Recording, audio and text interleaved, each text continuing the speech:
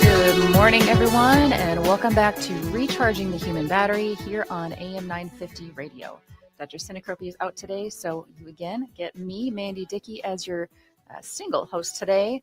And I'm not going to bring back the TBI topics yet today because we just did one of those recently. But we have covered so many different topics on this show, and I had to take a look back. We have recorded 28 episodes, so today is number 29, and it's really kind of exciting that we've already gotten that far.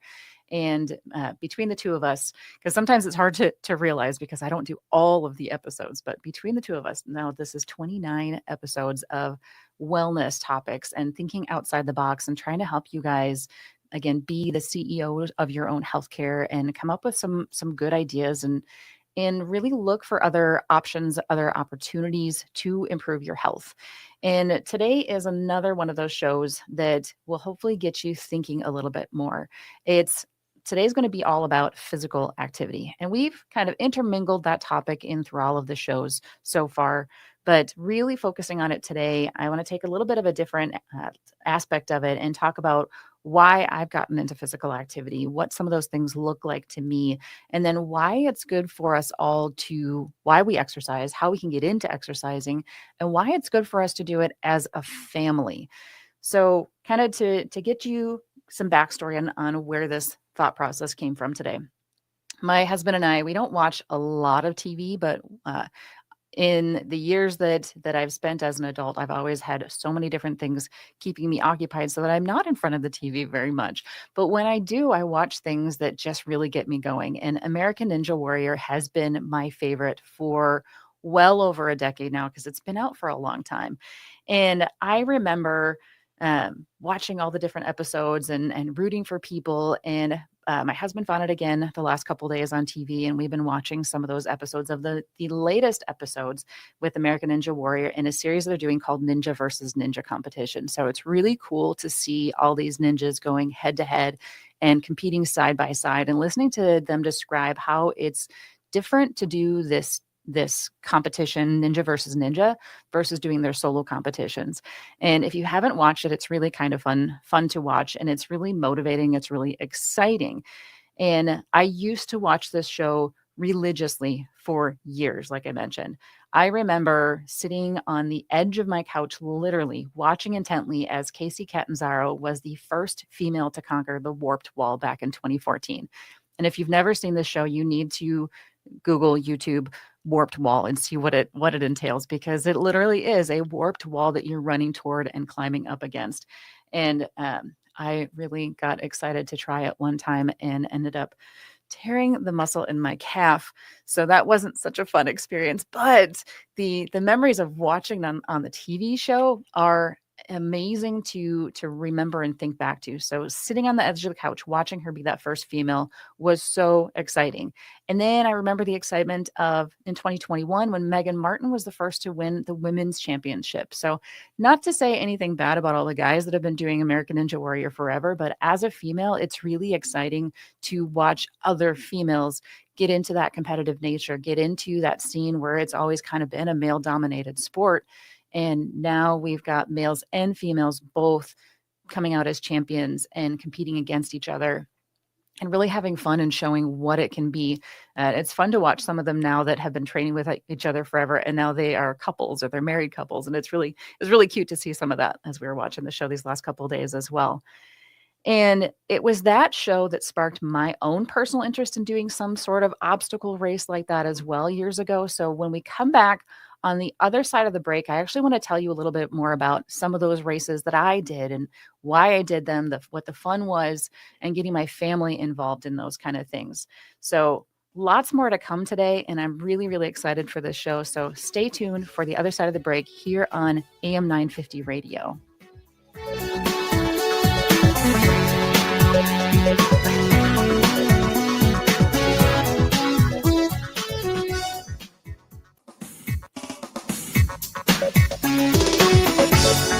And welcome back, everyone, to AM 950 Radio, Recharging the Human Battery. Mandi Dickey, nurse practitioner today, holding down the fort by myself. Again, we're talking about fitness and exercise today. And I got this spark of idea from watching American Ninja Warrior. And again, if you've not watched that show before, I encourage you to watch at least one episode because it is really fun to watch these people throw themselves through these obstacles. And as I was mentioning before the break, it was this show that sparked my own interest in doing some sort of obstacle race for myself. And in 2015, I actually completed my first Spartan sprint race here in Minnesota with a team of family and friends that did that with me. And I loved it so much. I went back again in 2016 and I went back again in 2018 because it was such a fun obstacle race. Now, this is, if you've not seen a Spartan race, it's very similar to like a Tough Mudder or a Warrior Dash. It's not just an obstacle race, it's an obstacle race with mud. So the Spartan Sprint, especially, they do 3 different lengths of the Spartans across the United States. And in Minnesota, we always have the sprint length, which is held down in Welch Village every year. So you're on a ski hill running up and down the slopes and doing obstacles that sometimes you have to lift heavy objects or climb over walls. And it's doing things that are similar to what you see on American Ninja Warrior, but with mud added. So, there's that. All my children, my big and my little boys, all joined me for my last race in 2018. And it was such a blast training with them and preparing for the race with them. We made it an entirely family affair. We all went to the playgrounds together and we all took turns on the monkey bars and whatever other equipment that they had at the particular park we were at that day. My kids went for runs with me. And in 2016, so early on in all of this, my then 4-year-old was so excited about watching American Ninja Warrior that we actually threw him a Ninja Warrior themed birthday party. So think of all the different birthday parties you've been through the year.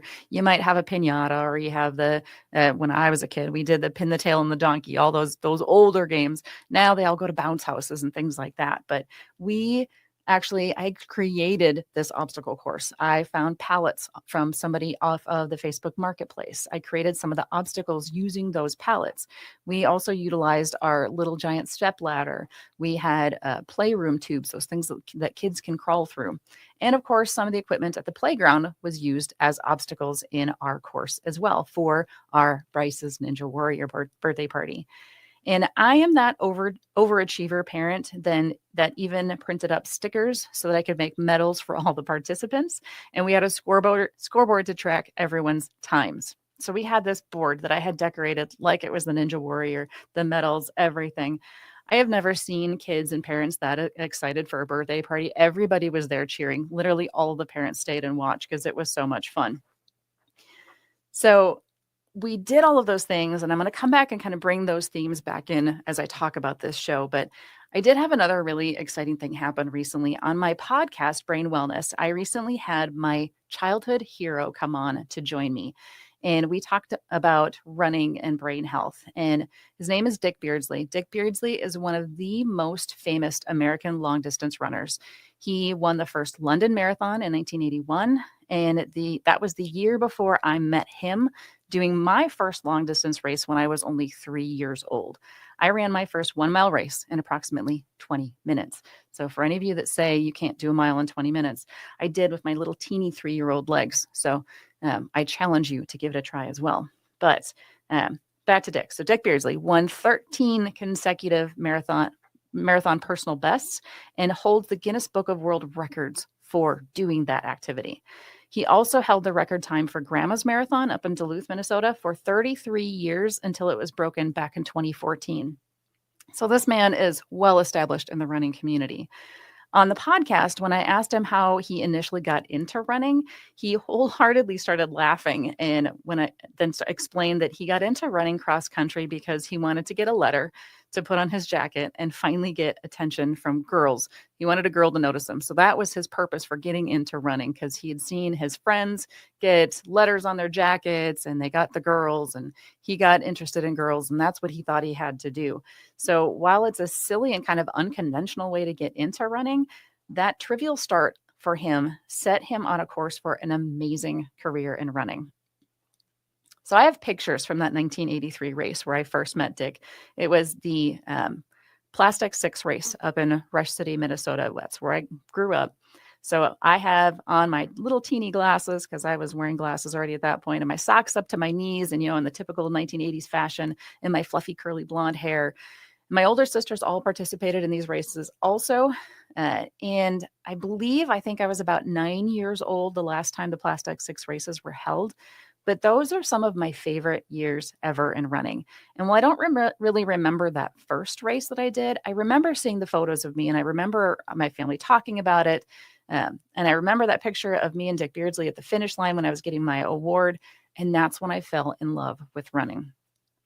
I have looked up to this man ever since, and I actually haven't seen him another day in my life up to this point. I've seen pictures of him online, and then now I've talked to him on the podcast. But I was incredibly honored when I reached out and invited him to join my podcast and received an enthusiastic yes from him. Running as much as he has in his life has put some stress on his joints, which when you exercise that much and you run many marathons as he did, it's going to put some added stress on your joints. Even though we talk about how exercise can be really good for you, there are some bad side effects. So you do have to be cautious and kind of watch your body. But with all of that, he did have to have a knee replacement. And in this last year, it has been incredibly difficult for him with multiple infections in that knee that ultimately led to the removal and replacement of his artificial knee.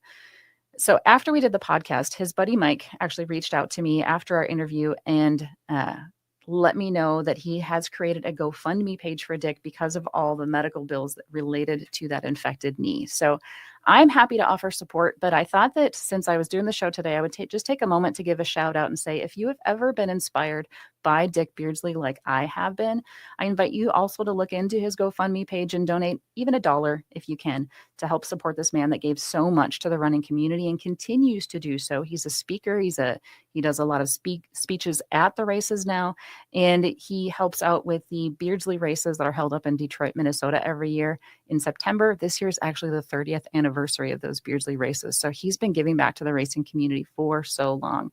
So if you have something to write it down with, that GoFundMe page is gofund.me/503C10F5. Just wanted to put that out there real quick. Again, if any of you have been inspired by him like I have been, consider supporting him because this man is just a gem.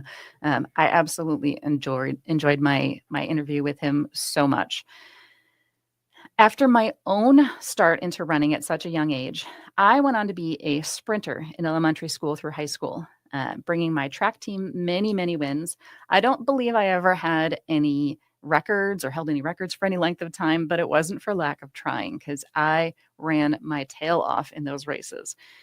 When I was in my early 30s, I actually started running 5Ks. At that time, I had to train to complete them because I was not really a long distance runner. Yeah, I did 1 mile when I was 3, but other than that, like I said, it was sprints, so 200 to 400 meters at most.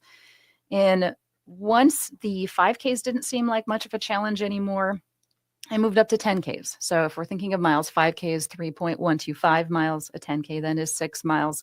And then I moved up to 10-mile races. And once I did that, I was encouraged to continue on to try to do a half marathon because if I could do 10 miles, I should be able to do a half marathon. And at first it kind of threw me because I'm like, that's a whole nother 5K. That's a whole nother 3 miles. So a half marathon is 13.125 miles for anyone who's counting the 0.125 there. 13.125 miles. I did my first half marathon then in 2015. Again, after that whole spark from the American Ninja Warrior thing, I was really excited to do all of these things. So since that time, I've completed 13 half marathons. I used to have a shirt that said I was only half crazy because I only did the half marathons.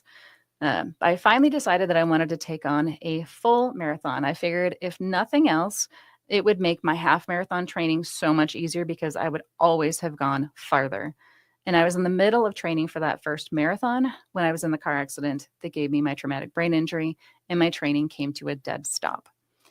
So traumatic brain injury, TBI recovery, does not lend well for strenuous exercise. As we've talked about with my episodes on the ABCs of concussion, exercise is important and you do need to advance your activity as tolerated. But when you have a lot of symptoms like balance and headache and dizziness, it makes running really difficult.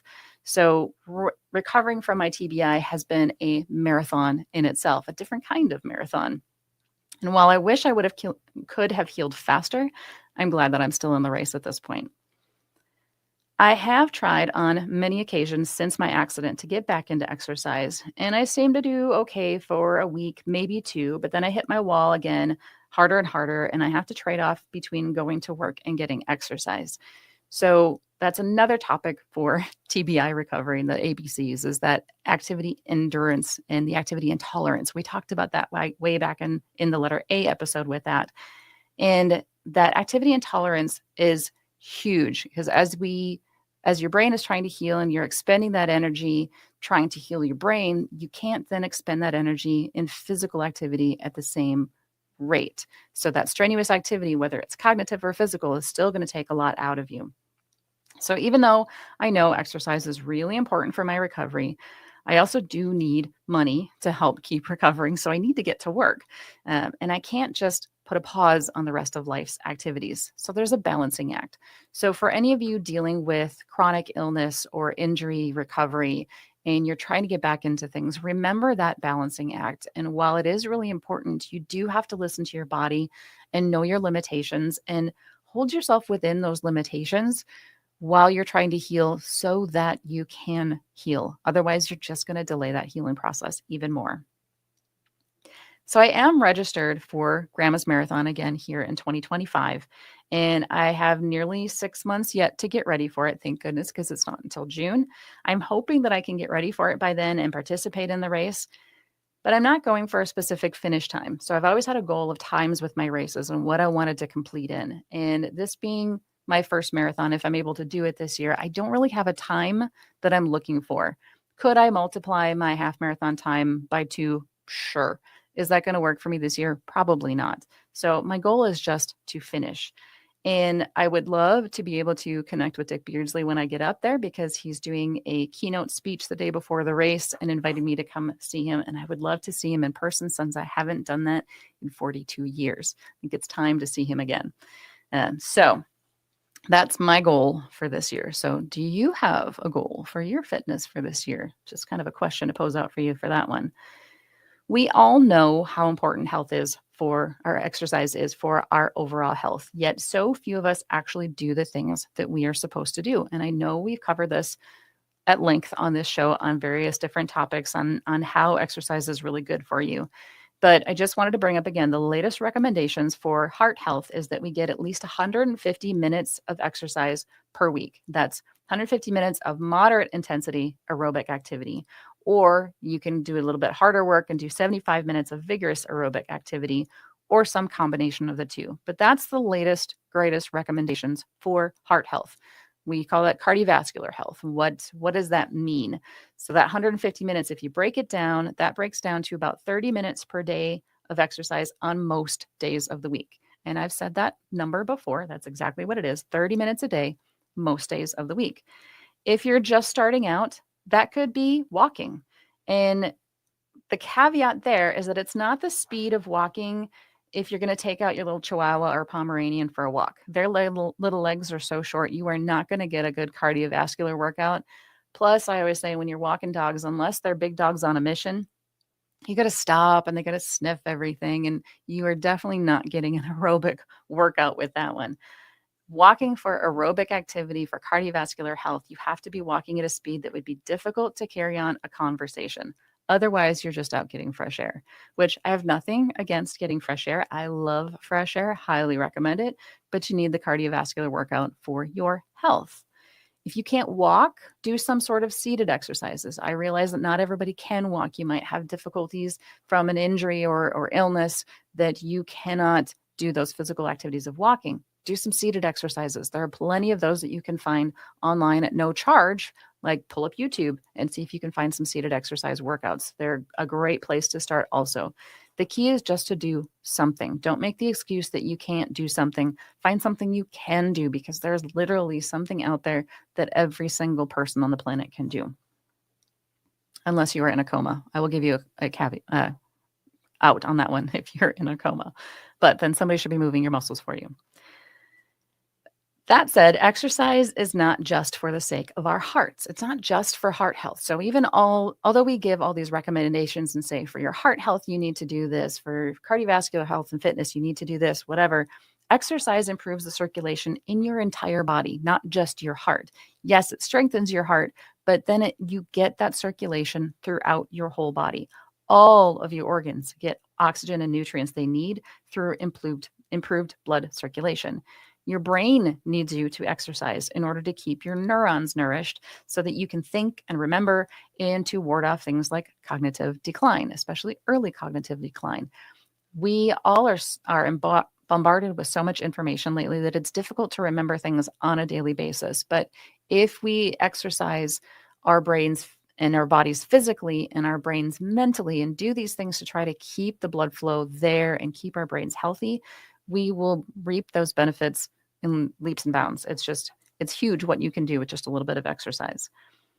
Exercise is also the most underutilized antidepressant. It has been proven in multiple studies now that exercise is as effective as antidepressant medications to treat mild to moderate depression, and it aids in the function of antidepressants for severe depression. So, definitely the most underutilized antidepressant. It's really hard to have a good workout and still be upset with yourself because you feel good after a workout.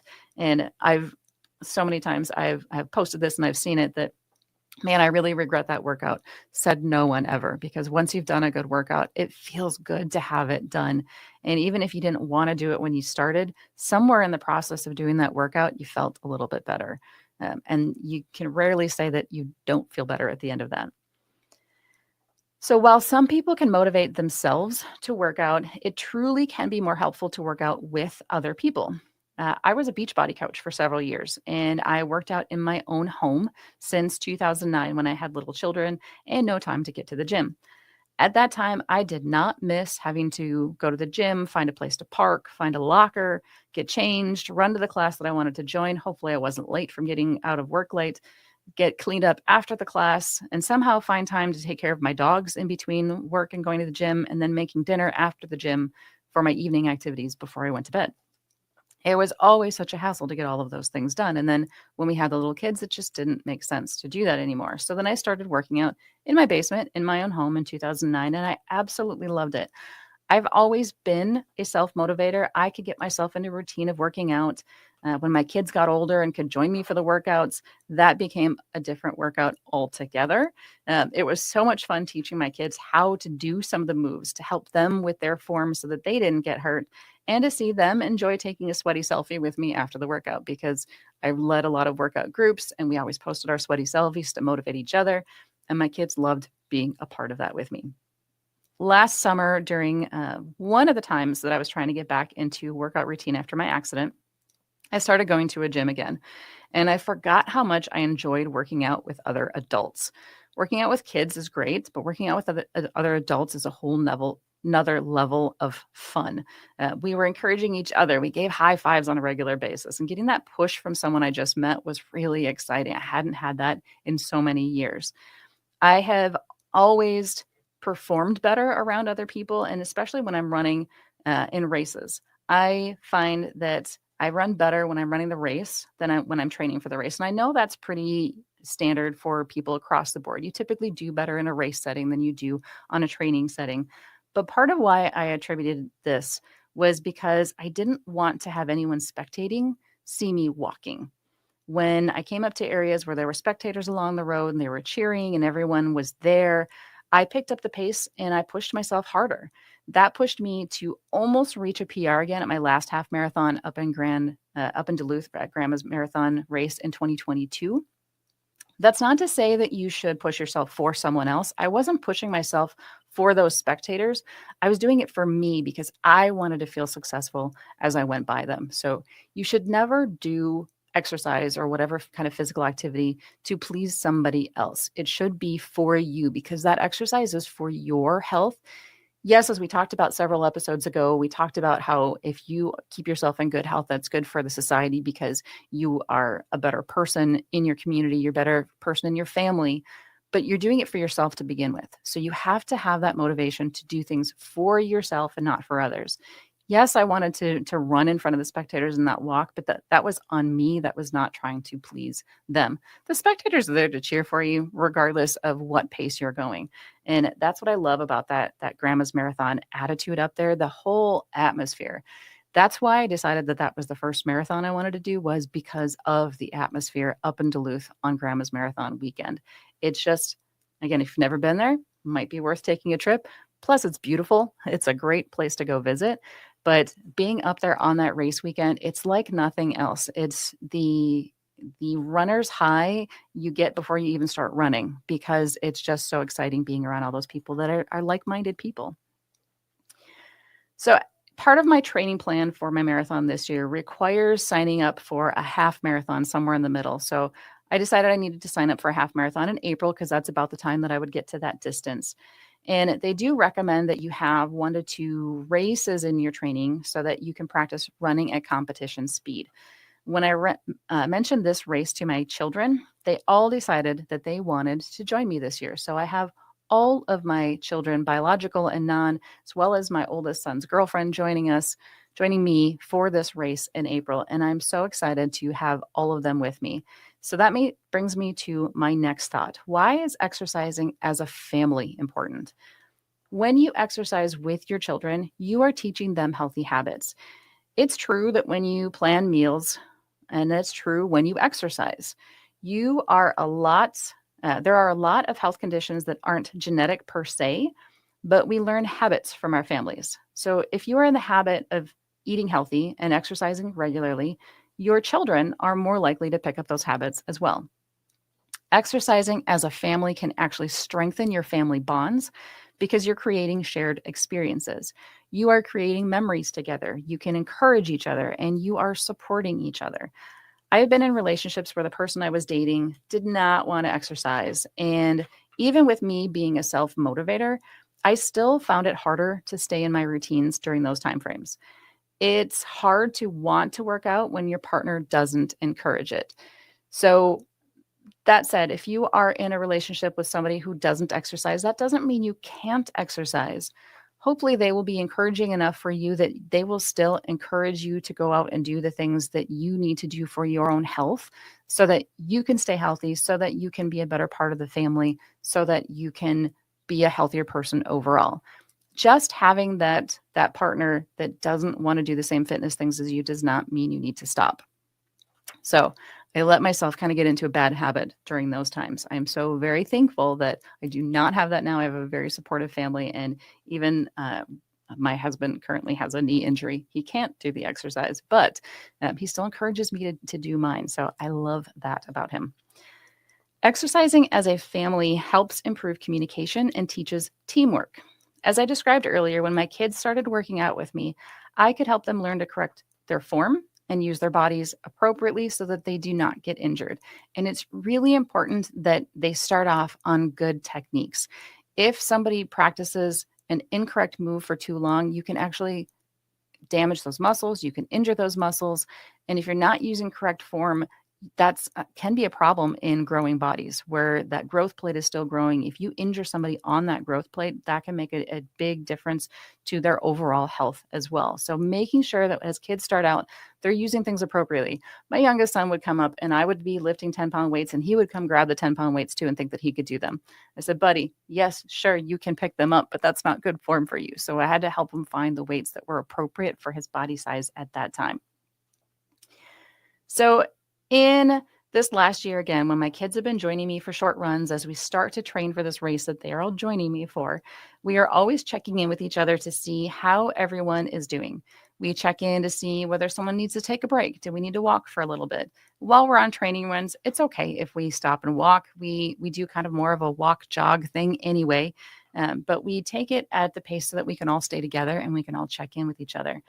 And then when we get close to the end of the route, some of the older kids will start to ask if they can push themselves a little bit and try to go harder for that last part of the run and see how fast they can go. They're trying to test themselves and see what they're capable of, and allowing them to do this, to push themselves and see what they are capable of, helps boost their self-esteem. And I think everyone at this point is aware that with our teens, especially, there is so much anxiety and depression and comparison going on between themselves and other people. And as we live in this world of social media where everything is immediate gratification, am I getting likes on my posts, whatever, that opportunity for them to boost their self esteem and feel good about themselves is so important. So, allowing them that time when we only have maybe a half mile left to go, they know the route to get back to the house they want to go, absolutely go, I'll meet you when I get there, tell me about how your training run finished.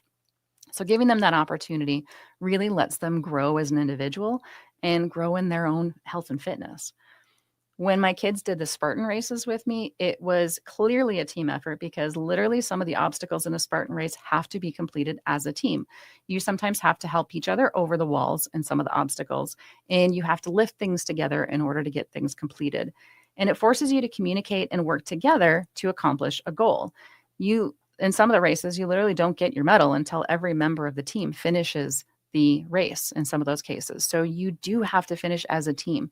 You can't leave your team in the dust and then expect to get all the glory at the end because you need your whole team there. So working as a team, communicating with each other, letting each other know what those needs are.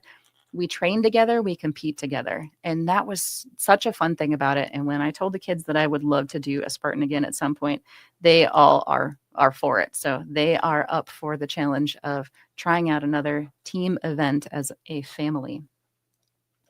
So now that my husband and I are getting back into watching American Ninja Warrior series, even he was getting excited about improving our workout space at home and having us all work out together.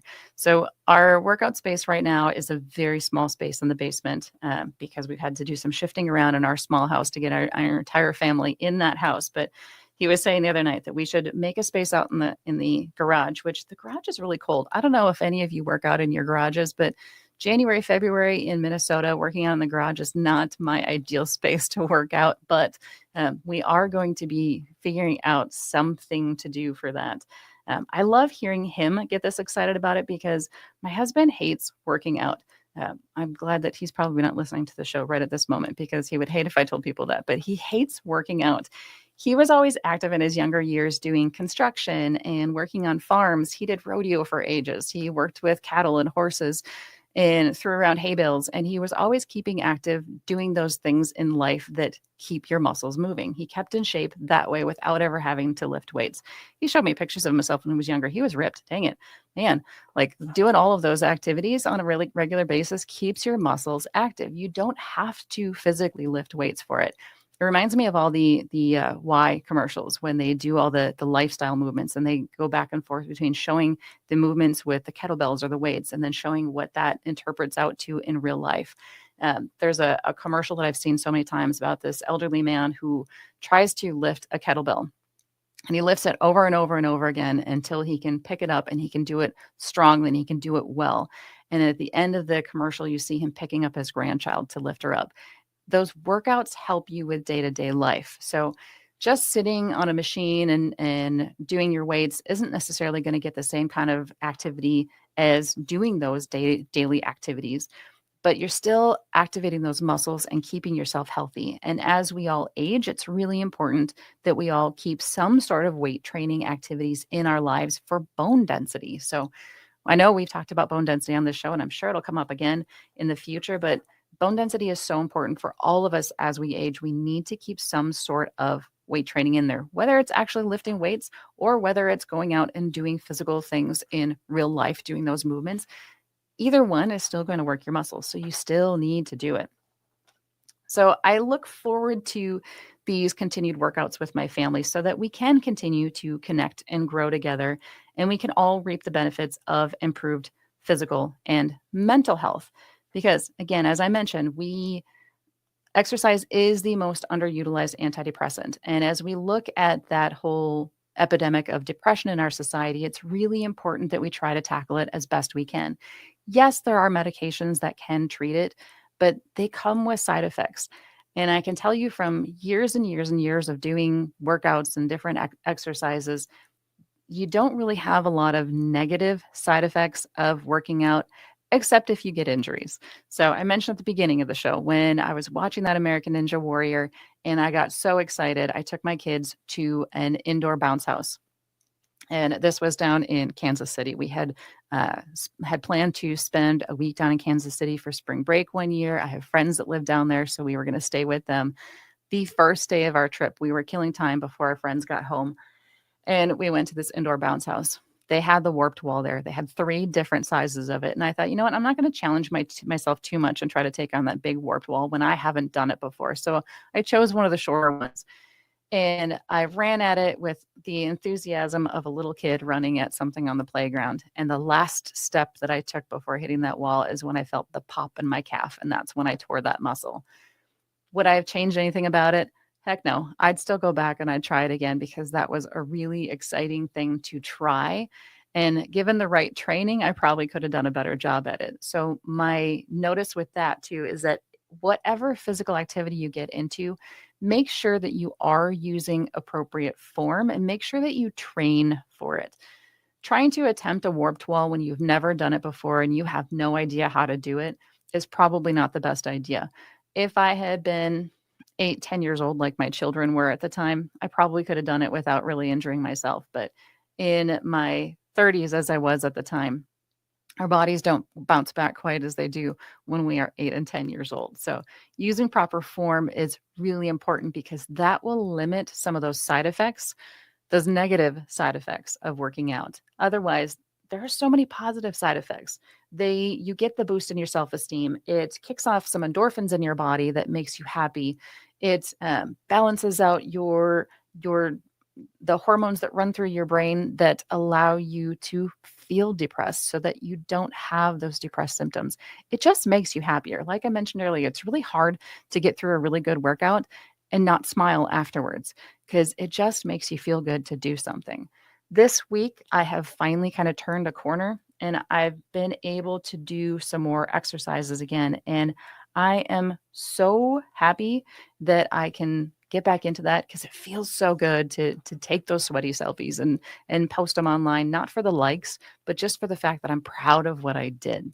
So you can be extremely proud of the activity when you are doing things regularly as well.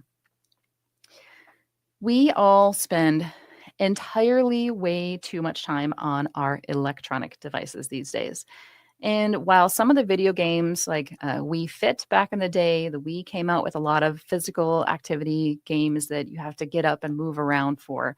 I was really happy when that came about because my children wanted to get some sort of gaming device at home, and I was not going to get something that was going to let them sit on their duffs all day long and play their games. So we got the Wii because they could get up and be active. And watching my children jump around and giggle when they were doing these exercises to try to mimic doing hula hoops or playing tennis or whatever it was in the living room. That was a really good idea. And now we've got the virtual reality games that have forced some people to get up and move around and be more active. On our virtual reality, I literally can work up a sweat doing Beat Saber is my favorite game on there. If you've never seen it, again, think of lightsabers. So Star Wars meets your music. You've got these little boxes coming at you and you have to slice them in different directions and match up right or left hand that you're doing it. And you can work up a good sweat with those. But aside from those, we spend too much time sitting. So think about how much time you sit at work or at school. So many of us spend 8 hours a day or more sitting at a computer. And then when we get home, or even before we get home, we are stuck in a car on our way to or from school. And depending on how long that ride might be, you've got another hour or two in there. So now we're looking at 10 hours of sitting behind screens. And then we sit on the couch because we're tired. And there's way, way too much sitting, way too many electronic devices. And when I come back on the other side of the break, we're going to talk about that a little bit more and figure out some ways to try to combat that a little bit. And can we even combat that a little bit? So fun conversation today about fitness and exercise here on AM 950 Radio with Recharging the Human Battery. Again, I'm Mandi Dickey. I will see you on the other side of the break.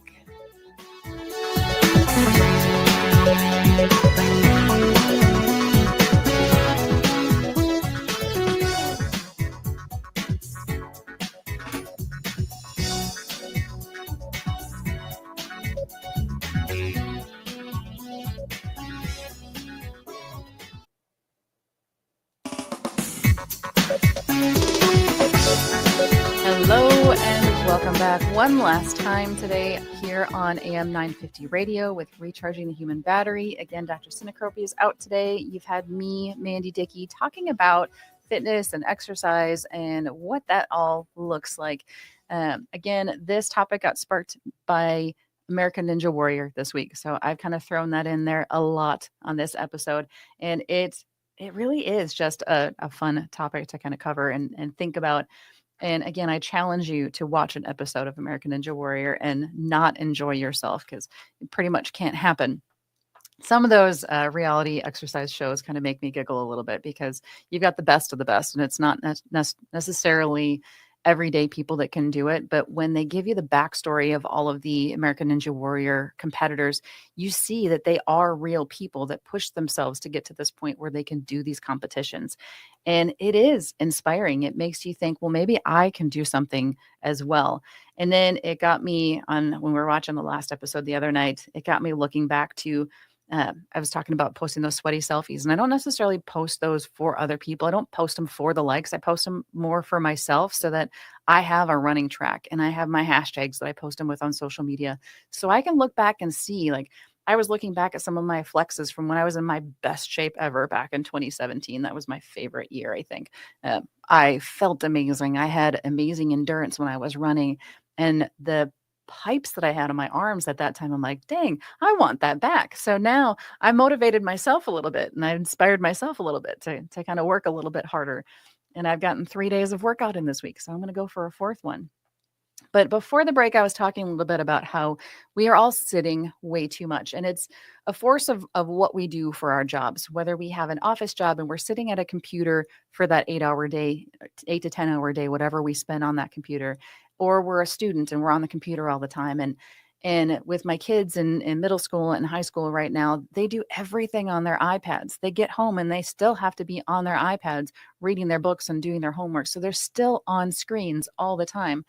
So when my kids ask me if they can play the VR headset and they want to do a little Beat Saber, they want to pretend that they are fighting against Darth Vader on there with our actual Darth Vader games too, Star Wars games. I'm like, heck yeah, have at it, go for it. And especially with them training for this race with me now, my youngest doesn't like to run out in the cold weather. We have a treadmill down in the basement. It's not the most fun thing, but he can do it. So if he doesn't want to be out there, he can still take on the treadmill. And I gave in and I put a TV over the treadmill, so we can watch a TV show while we're on it too. Because we call it a dreadmill in my house. We kind of dread going on the treadmill, but it's a necessary evil when you live in the Midwest and it's cold and slippery and icy outside, and I don't want another TBI. So that recommendation I talked about at the beginning of the show, the 150 minutes in a week, 30 minutes in a day to do that. 30 minutes in a day barely seems like enough to offset all of the sitting that we do on a regular basis. But it is so important for your physical and your mental health, as we've talked about today. So as I've said before, find some sort of physical activity that you enjoy and do that. Whatever it is, you should enjoy something, because if you don't enjoy it, you're not going to continue doing it. I remember when I was in my 20s and I was trying to rebuild my exercise routine after years of going to college and starting to have a family and having children. I literally used a printed calendar on my refrigerator, and I put stickers on it every day when I exercised. I know it seems really kind of silly and childish, but it worked.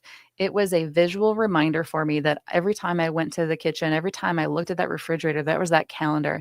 And if it didn't have a sticker, I had to find at least 15 minutes that I could do something physical to put that sticker on there, because that was the goal that I set for myself. It had to at least be 15 minutes in order to earn a sticker. So now you could probably do something similar on your phone or electronic device, but why would you choose that when you could put something on your fridge?